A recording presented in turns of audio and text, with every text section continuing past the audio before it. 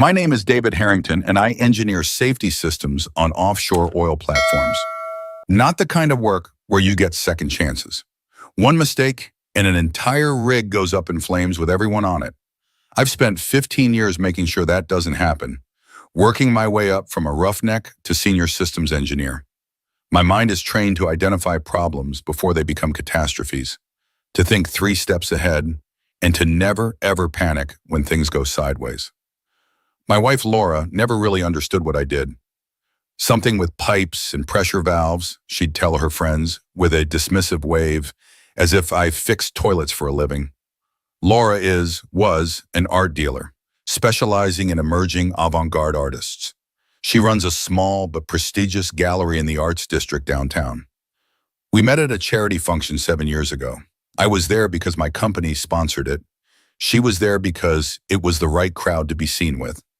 The night we met, she wore a black dress that seemed simple until you noticed the intricate beadwork that caught the light when she moved. That was Laura in a nutshell, layers of complexity beneath a polished surface. She had this way of tilting her head when she laughed that made her honey blonde hair cascade over one shoulder. I watched her work the room for an hour before I got the courage to talk to her. "You look like you'd rather be anywhere else," she said, appearing beside me at the bar. "That obvious, huh?" Only to someone who feels the same way. We were married 8 months later. For the first few years it worked. I was on a 28-28 rotation, 28 days on the rig, 28 days at home. When I was home, we traveled. Paris, Barcelona, New York. Wherever there was an art scene she wanted to explore. I didn't care where we went as long as we were together. She'd drag me to galleries and explain the significance of splattered paint on canvas with such passion that I'd almost believe it was worth the 6-figure price tag. Then things changed. Laura's career took off after she discovered some kid from Detroit who painted urban decay scenes on car doors. Suddenly, she was getting write-ups in art magazines, invitations to exclusive showings, and her phone never stopped buzzing with messages from collectors and artists. Meanwhile, my company was developing a new safety system, and I was leading the project. My 28-28 schedule became more like 40-16. When I was home, I was exhausted, and Laura was always busy with some gallery event or flying off to meet with an artist. "We hardly see each other anymore," she said one night, as I was packing for another 6-week stint on the platform. "When was the last time we had a real conversation?" "I'm doing important work, Laura. People's lives depend on getting this system right." She sighed, that little exhale that said I'd missed the point entirely.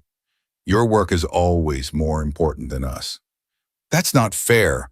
My work is what pays for this house, your gallery, the trips." "I don't need your money, David. The gallery is doing fine. What I need is a husband who's actually present." We'd had this argument before. It always ended the same way, with both of us frustrated and nothing resolved. This time, though, Laura had a new twist. "I think we need some space," she said, her voice suddenly calm. "A trial separation." The wrench I was holding clattered to the floor. "Separation? What are you talking about?" "Not a divorce, just space. 2 weeks to figure out what we really want." My stomach dropped. "You've been thinking about this?" "Yes," she admitted, "for a while now." "And what exactly are the rules of this space?" I asked, my engineer's mind already trying to define parameters, to understand the system I was suddenly operating in. She shrugged. "No rules, that's the point. Complete freedom to remember who we are outside of this marriage." Warning bells were going off in my head. Complete freedom? That sounded like permission to cheat without consequences. But Laura was looking at me with such earnestness, like this was some kind of growth opportunity rather than the prelude to our marriage's funeral. "This isn't normal, Laura. People who love each other don't need space to figure it out." "That's exactly the problem," she said, crossing her arms. "You think in such black and white terms. Everything has to fit into your systems and protocols. Life isn't an oil rig, David. Sometimes you need to break patterns to see things clearly." I wanted to argue, to point out the million logical flaws in her plan, but I could see from the set of her jaw that her mind was made up. Laura had already emotionally checked out, and fighting would only push her further away. So I did what I've trained myself to do in crisis situations. I assessed the variables I could control. 2 weeks, I said finally, and then we talk. Really talk. Relief flooded her face. Thank you for understanding. I didn't understand, not at all, but I nodded like I did. I'll stay at the condo downtown, she said, already pulling a suitcase from our closet. It'll be good to be closer to the gallery. The condo. Of course, we'd bought it as an investment property 3 years ago, but Laura had been using it more and more as a crash pad when she worked late. I joked once that it was her secret bachelor pad. She hadn't found it funny. When does this separation clock start? I asked. Now, I guess, I've already packed some things. She wouldn't meet my eyes. Already packed. The realization hit me like a sledgehammer. This wasn't a spontaneous suggestion. She'd been planning this, probably for weeks. Maybe there was already someone else. Laura, is there? Don't, she cut me off. Don't make this uglier than it needs to be. It's just 2 weeks to clear our heads. I watched her pack with mechanical efficiency, selecting clothes with the same care she used when curating an exhibition. Designer labels, color coordinated, each piece with a purpose. Nothing random, nothing left to chance. In 20 minutes, she had everything she needed to start her new temporary life without me. At the door, she hesitated. This is going to be good for us, David. You'll see. Then she was gone, the scent of her perfume lingering in the air. I stood there trying to process what had just happened, my mind running diagnostics, searching for the failure point in our relationship. I didn't sleep that night. I paced our too-big house, feeling like an intruder in what should have been my own space. Every room held memories of Laura, her books on the shelves, her favorite mug in the kitchen. The throw pillows she'd insisted matched the couch perfectly. I ended up in my home office, staring at the calendar on my wall. I was supposed to fly out to the platform in 3 days for a 2-week stint. Perfect timing. I'd be gone for the exact duration of our separation. But the more I thought about it, the more wrong it felt. If Laura wanted space to figure out what she wanted, then I deserved the same. I called my boss at 5 a.m. Jack, I need to take 2 weeks of personal leave. Jesus, David, do you know what time it is? Sorry, family emergency. There was a pause on the line. Everything okay? No, I said honestly, but I need to handle it. Jack sighed. The system tests. Miller can run them. He knows the protocols as well as I do. Another pause. In 15 years, I'd never asked for unexpected time off. Not when my father died, not when I caught pneumonia and could barely stand. Okay, Jack said finally. 2 weeks, but I expect you back at full capacity after that. Thanks, Jack. I hung up and sat back in my chair, suddenly at a loss. What the hell was I going to do for 2 weeks? Monitor my wife's activities like some pathetic, suspicious husband? That wasn't me. I'd always trusted Laura, but then again, I'd never thought she'd suggest a separation either. I decided to give her the space she wanted. No calls, no texts, no checking up. If this was a test, I had passed it by respecting her wishes. Meanwhile, I'd focus on myself, hit the gym I'd been neglecting, catch up with friends I rarely saw, maybe even visit my brother in Seattle. That resolution lasted exactly 26 hours. I was at the gym when my phone buzzed with a social media notification. I rarely checked any of it, but Laura had insisted I create accounts to stay connected. The notification was a tag. Laura had posted something and tagged me in it. Curious and a little hopeful, maybe she was missing me already, I opened the app. The hope died instantly. There was Laura, radiant in a red dress I'd never seen before, standing next to a tall, dark-haired man at what looked like an art exhibition.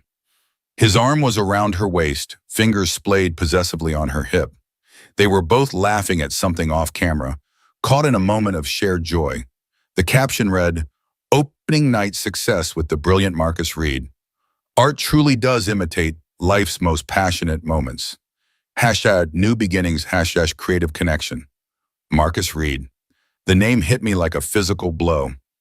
Laura had mentioned him dozens of times over the past few months, an up-and-coming abstract expressionist whose work she'd been championing. He has such vision, David, such raw emotion in his brushstrokes. I'd nodded and pretended to care. never imagining he'd be brushing strokes across my marriage. The hashtags felt like deliberate daggers, new beginnings, creative connection. She might as well have written, "Sorry, David, I've upgraded to a more compatible model." I scrolled through the comments, each one a fresh cut. "You two look amazing together." "The art world's new power couple."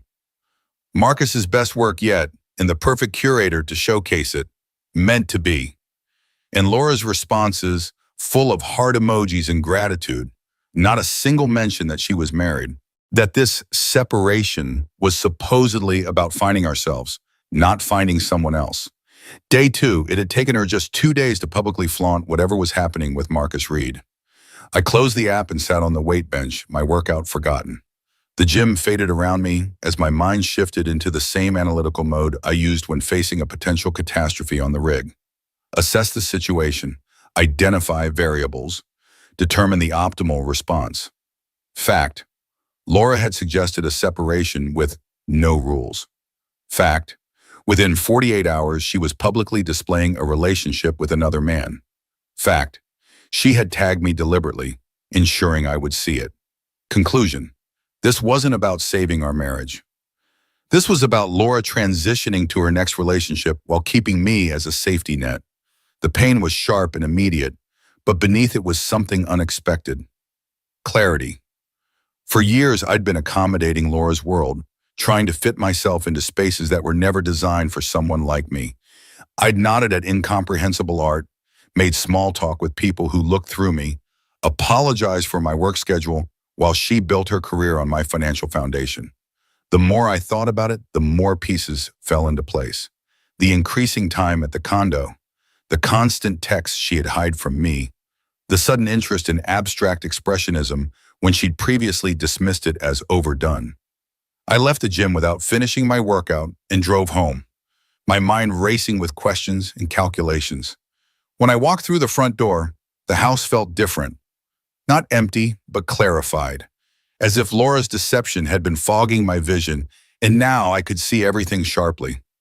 I went straight to our home office and opened the filing cabinet where we kept important documents. Laura had always insisted on managing our finances. "You're too busy with your rig stuff, darling, and I have a head for these things." I'd trusted her completely, signing whatever she put in front of me, depositing my substantial salary into our joint accounts. Now I pulled out everything: bank statements, investment portfolios, tax returns. I spread them across my desk and began to go through them methodically.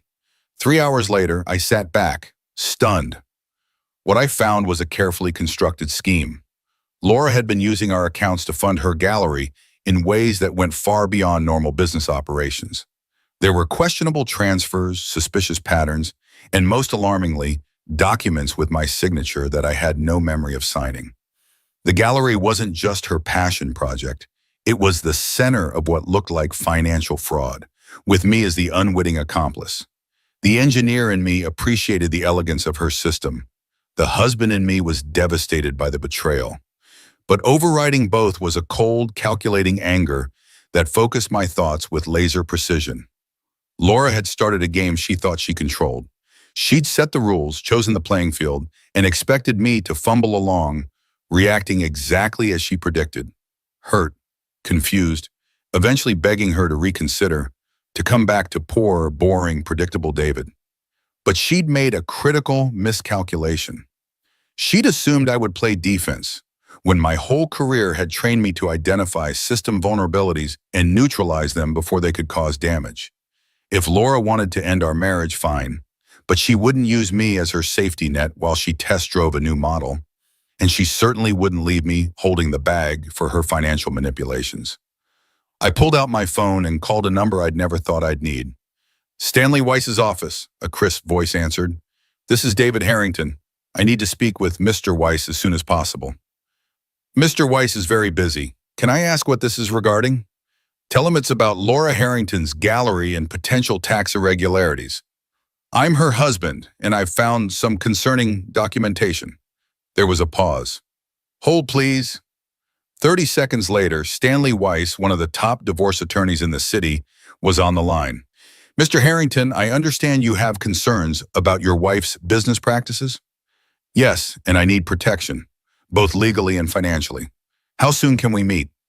I have an opening at 7 a.m. tomorrow. I'll be there.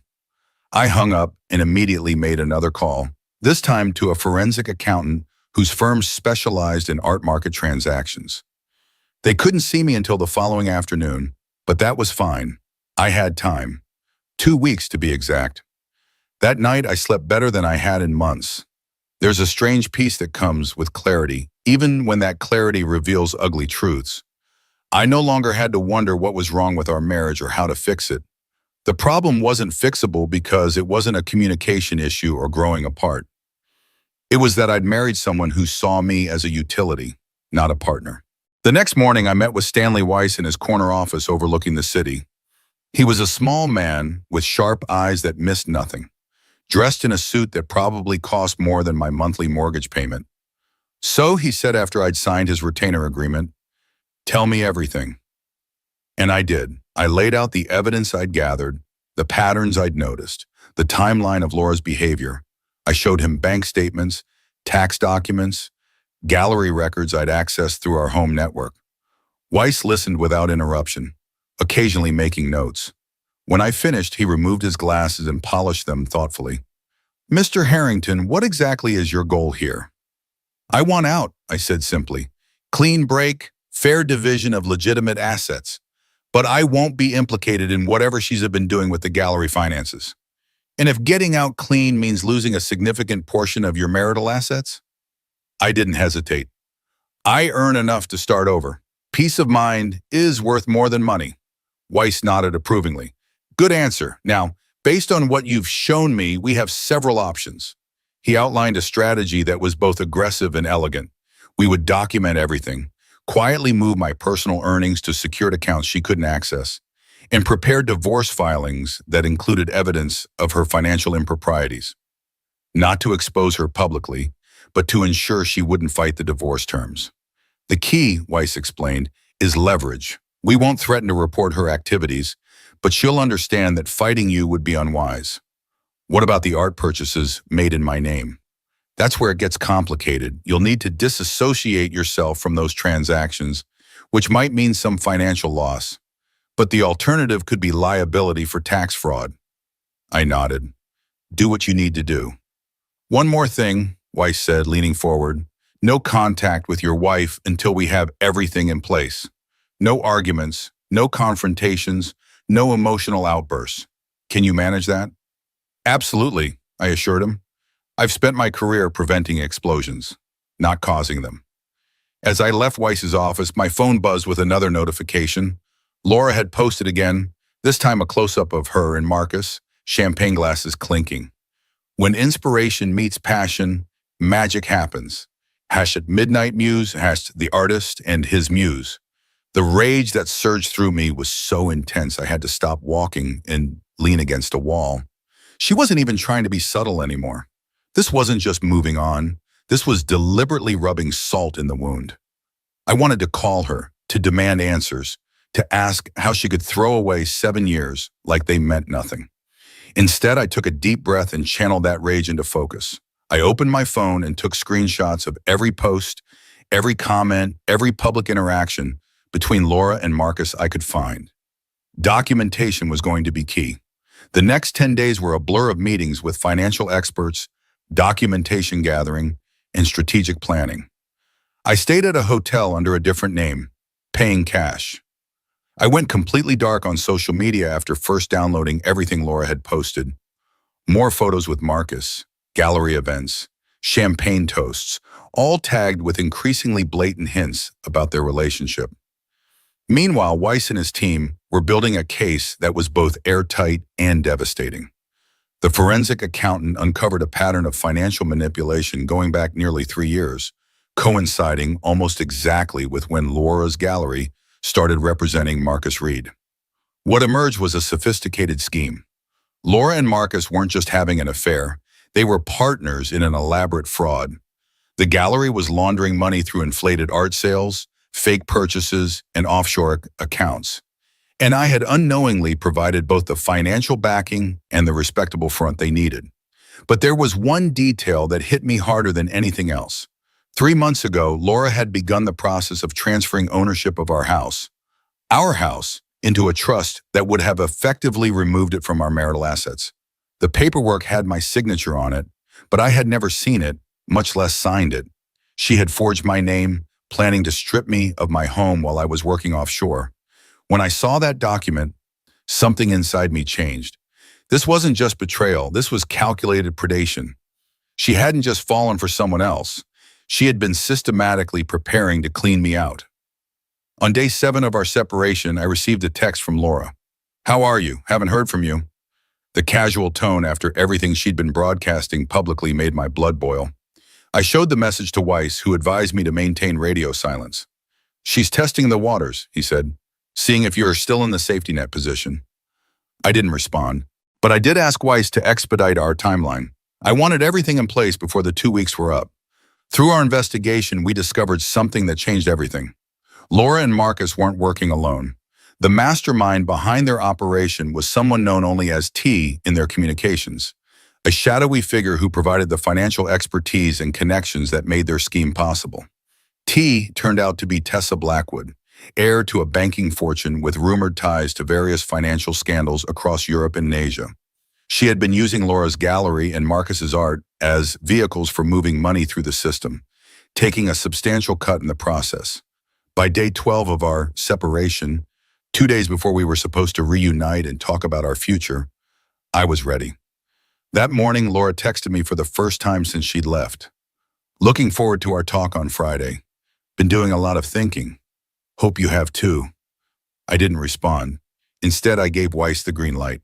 At precisely 2 p.m., when Laura would be at the gallery preparing for an evening showing of, surprise, Marcus Reed's newest works, Weiss's team sprang into action. Divorce papers were delivered to the gallery by courier, with copies sent to her lawyer. Simultaneously, our joint accounts were frozen, her access to my personal accounts was revoked, and notifications were sent to our investment managers requiring dual authorization for any transactions. But the masterstroke was what happened at 2:05 p.m. Every major client of Laura's gallery, along with key figures in the art world, received an email from an anonymous account. The email contained no accusations, just documentation.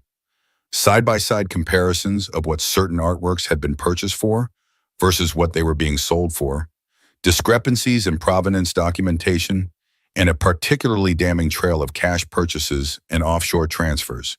The email ended with a simple statement: "Due diligence matters in art investments. Verify independently."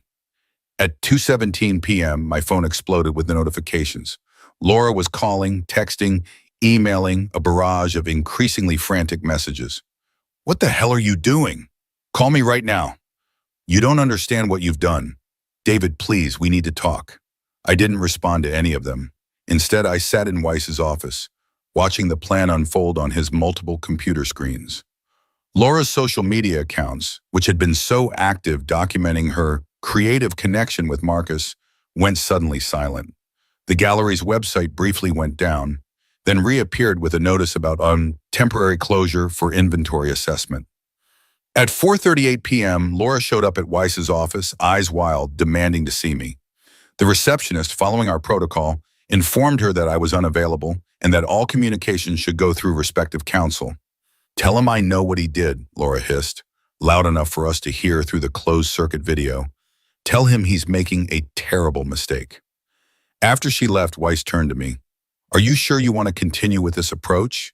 There's still room for a less public resolution." I shook my head. She chose the public route when she started flaunting her affair on social media. Tagged me in it even. She wanted an audience for our marriage's demise. Weiss nodded, a glimmer of respect in his eyes. "Very well. Phase 2 begins tomorrow." Phase 2 was even more precisely targeted. Letters were sent to the IRS and relevant state tax authorities outlining specific concerns about the gallery's financial practices, with careful wording to make clear that I was coming forward voluntarily to disassociate myself from any potential improprieties. Similar information was provided to the Banking Commission regarding the cash transactions that exceeded reporting thresholds. None of this named Laura explicitly as committing fraud. That would be for the authorities to determine. but it created a paper trail showing that I had become aware of concerning patterns and had taken appropriate steps to report them. By day 14, the day Laura and I were supposed to reunite and discuss our marriage, the gallery was closed indefinitely. Marcus Reed had mysteriously disappeared from social media, and 3 separate regulatory agencies had opened inquiries into the financial dealings surrounding certain art transactions. Laura, meanwhile, had gone from angry demands to desperate pleas. "David, please, just talk to me. We can fix this. Whatever you think I did, you're wrong. I can explain everything. This isn't just hurting me, it's hurting you too. Your name is on those accounts." That last one made me smile grimly. Weiss had anticipated that angle and had documentation ready showing that my signatures on many documents had subtle inconsistencies suggesting they might not be authentic. Not enough to prove forgery, but enough to create reasonable doubt about my knowledge and participation. Then came the text that confirmed I'd made the right decision. "You have no idea who you're messing with. T isn't someone you want as an enemy. Back off now or you'll regret it." I showed it to Weiss, who immediately called his security consultant. By that evening, I had a new hotel room under yet another name and a private security detail watching my movements. We also accelerated our timeline for the final confrontation. On the morning of day 15, I finally responded to Laura with a single text. "The Drake Hotel, room 1217, 1 p." The Drake was neutral territory, a luxury hotel downtown where we'd spent our first anniversary.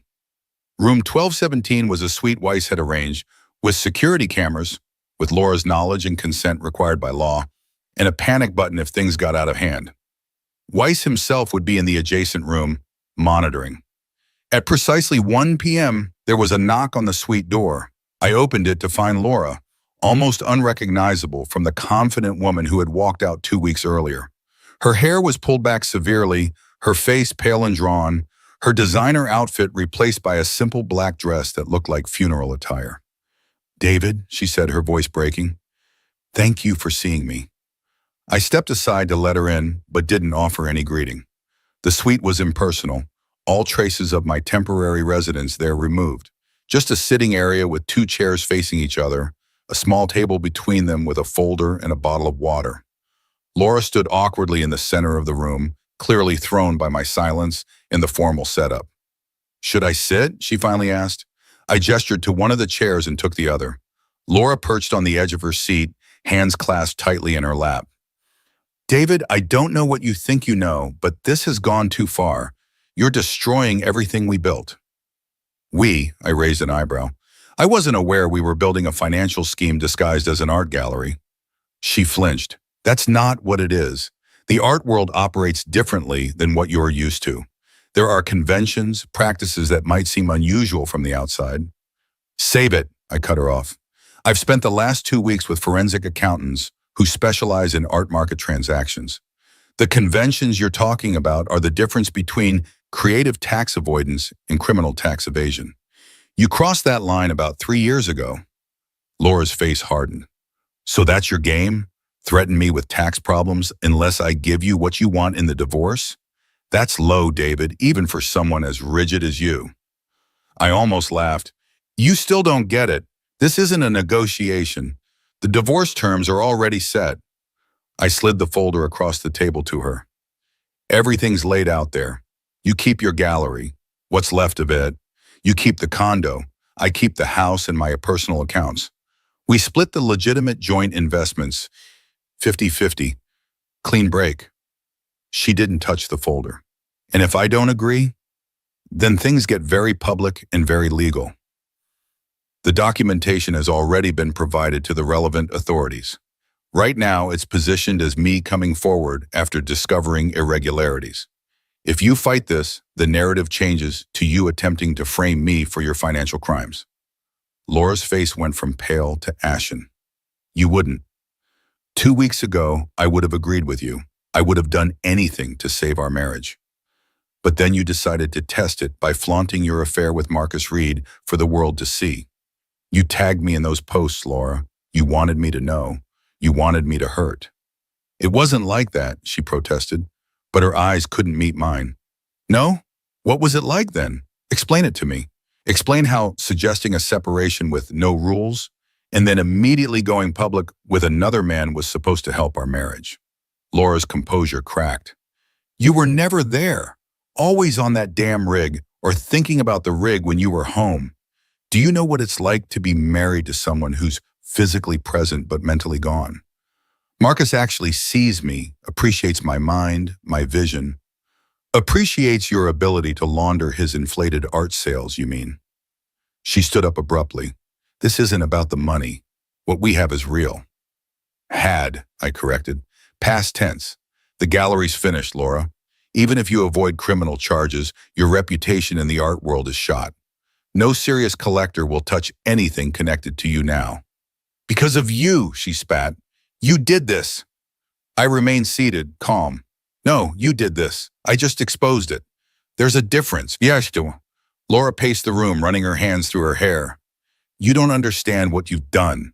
There are people involved in this who won't just walk away. Powerful people. If you're talking about Tessa Blackwood, we already know all about her involvement. Laura froze. What are you talking about? Your mysterious T, the one who's been bankrolling this whole operation. The one who's been using your gallery to move money around the system. How did you? You're not the only one who can conduct an investigation, Laura. The difference is mine was legal. Her expression suddenly changed, a calculating look replacing the anger. What about T? Did your investigation tell you what she's capable of? I kept my face neutral, though internally I was on high alert. Should I care? Laura laughed, a hollow sound. Oh, David, you have no idea what you've stumbled into. T isn't just some investor or collector.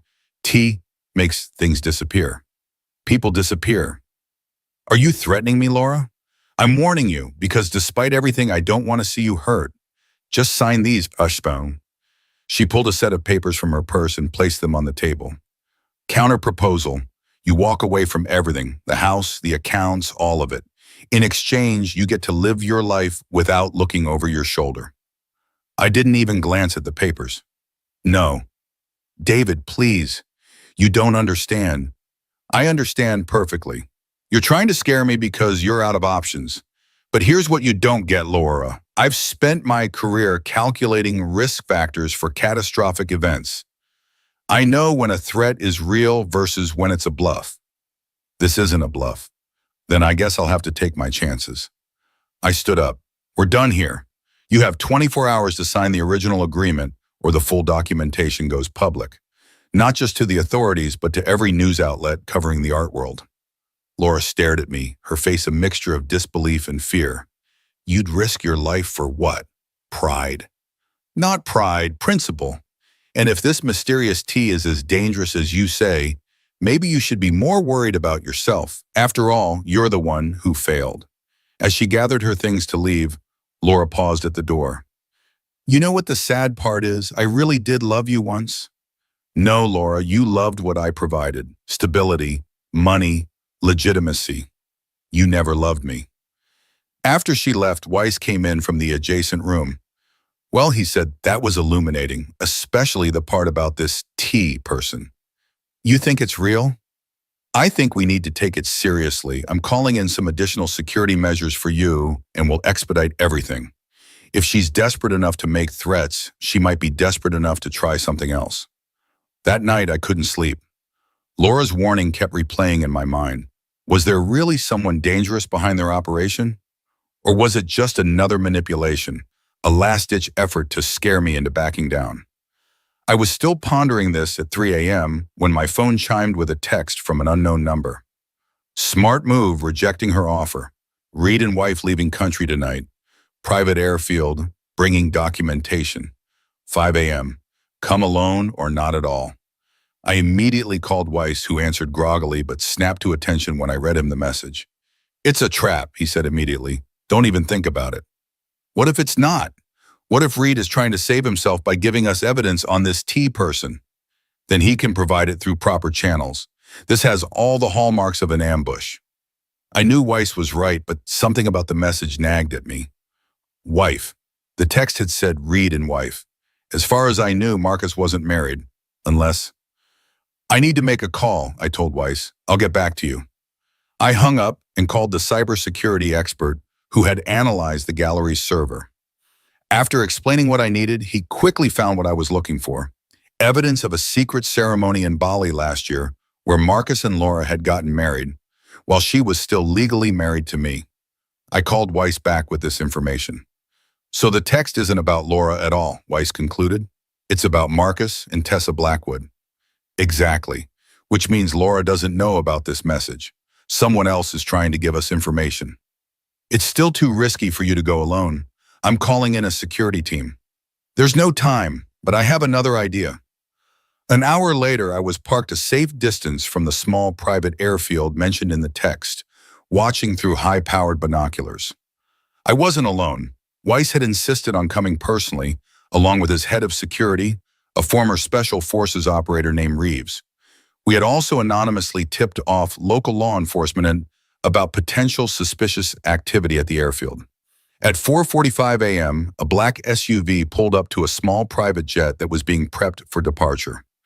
Two figures emerged, a man who was clearly Marcus Reed and a woman who definitely wasn't Laura. This woman was shorter, darker-haired, moving with the confident stride of someone used to getting her way. Reeves, who was manning the high-resolution camera we'd brought, whistled softly. Well, that's Tessa Blackwood. Who? I asked. Tessa Blackwood. Old money, very old money.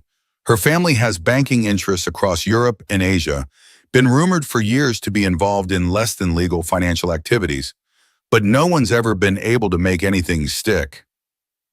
Weiss and I said simultaneously. We watched as Marcus and Tessa supervised the loading of several large cases onto the plane. Not suitcases, hard transport cases, the kind used for valuable or fragile items. The artwork, I guessed. They're taking it all with them. And leaving Laura to face the music, Weiss added. Reeves's phone buzzed. Local police are 2 minutes out. Do we want to approach before they arrive? Weiss looked at me. Your call. This is your chance to confront them, get answers. I thought about it for a moment, then shook my head. No, let the authorities handle it. Man, I have what I need, which is confirmation that Laura was just another pawn in their game, a useful one, but ultimately disposable. As we watched, a police cruiser's lights appeared in the distance. Marcus and Tessa noticed too, their body language suddenly tense. They had a hurried conversation. Then Marcus started back toward the SUV while Tessa boarded the plane. They're splitting up, Reeves observed. But before Marcus could reach the SUV, 2 more police cars appeared, blocking the exit route. We were too far away to hear what was said, but the result was clear. Marcus Reed was being detained, hands on the hood of his vehicle, while officers approached the plane. And that, Weiss said with satisfaction, is the end of that. The next 48 hours passed in a blur of police interviews, evidence handovers, and legal maneuvering. Marcus Reed and Tessa Blackwood were taken into custody on suspicion of multiple financial crimes, including tax evasion, money laundering, and fraud. The artwork in those transport cases turned out to be both original pieces and high-quality forgeries, part of an elaborate scheme to create artificial provenance and inflate values. Laura, meanwhile, had been arrested at her condo while apparently preparing for her own hasty departure. According to the detective who interviewed me, she had been extremely cooperative, immediately offering to provide evidence against Reed and Blackwood in exchange for leniency. She claims she was manipulated, the detective told me, says she only realized the extent of their operation recently. And you believe her? I asked. The detective shrugged. Not my job to believe or disbelieve. That's for the courts to decide. True to my prediction, Laura's lawyer delivered the signed divorce papers exactly 47 hours after our meeting. No changes, no contested points, just her signature acknowledging the end of our marriage on my terms. There was a note attached in Laura's distinctive handwriting. I hope it was worth it. I folded the note and placed it in the shredder without response. It wasn't about worth. It wasn't even about revenge, not really. It was about refusing to be played, refusing to be the safety net while she tested her new wings. 3 weeks later, the gallery's closure was official. The art world buzzed with rumors about financial irregularities and questionable provenance of certain works. Marcus Reed and Tessa Blackwood were facing multiple federal charges, while Laura had secured a plea deal in exchange for her testimony. Laura had moved to Miami according to mutual friends who felt obligated to keep me updated. Starting over, they said, with family money supporting her until she could establish herself in a new market.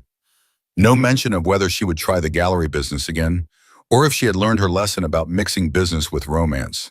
As for me, I returned to the rig with a newfound focus and clarity. The safety systems I'd been developing were implemented ahead of schedule, earning commendations from company leadership and industry regulators alike. I bought a smaller house closer to the coast, adopted a rescue dog named Tank, and started taking sailing lessons on my weeks off. My marriage had failed catastrophically, but unlike the systems I safeguard at work, this was one failure I could walk away from, scathed but ultimately intact. Laura proposed a 2-week separation to test our marriage. By day 2, she'd shown me exactly what I needed to see, and unlike the systems I safeguard at work, this was one failure I could walk away from, scathed but ultimately intact. Some people might call what I did revenge. I call it self-preservation. The game wasn't worth playing anymore, so I changed the rules and ended it before she could blink. And sometimes when I'm on my boat with Tank at my side, watching the sunset over the water, I realize that the separation did exactly what Laura claimed it would. It showed us both who we really were.